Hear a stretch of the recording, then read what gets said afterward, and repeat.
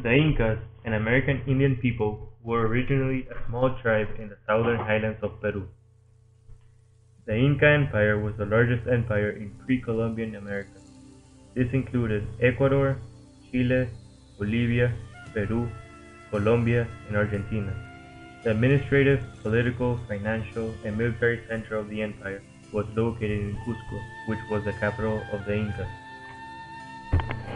Some of the Inca inventions were the road system. The road system was the most extensive and advanced transportation system in pre-Columbian South America. It covered up to 25,000 miles, and its purpose was to connect all of their territory by using roads, bridges, and highways. Then we have the Inca calendar, which was another big invention from the Incas. They had two types of calendar. They had the solar calendar and the lunar calendar. The solar calendar had 365 days, and the month started in December. The lunar calendar had 328 days a year. Then we have the quipus, which was one of the major inventions from the Incas. They were numbers that were expressed by knots on a section of ropes. The way you represent a digit was by tying multiple knots in a tight sequence. For example, 10 knots in a sequence represented the digit of 10. Temples at Machu Picchu were constructed from vast, pillowy boulders, some weighing 100 tons or more. Cusco is nestled in a mountain valley 10,000 feet above sea level. It formed the center of the Inca world.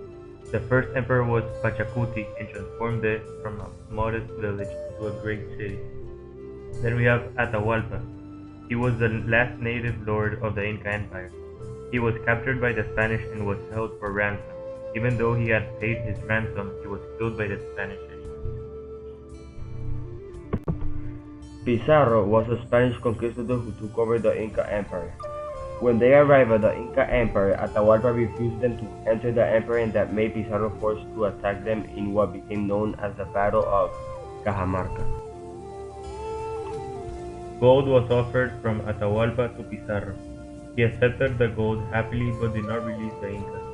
After Pizarro received all of the gold from Atahualpa, he melted them and turned it into bars. The Spanish explorers were conquistadors that came with Pizarro to take over the Incas. The Spanish had a more advantage because they had horses, guns, and more sophisticated swords. The sun god Inti was believed to be the ancestor of the Incas. He was usually represented in human form. His face portrayed as a gold disc from which rays and flames extended.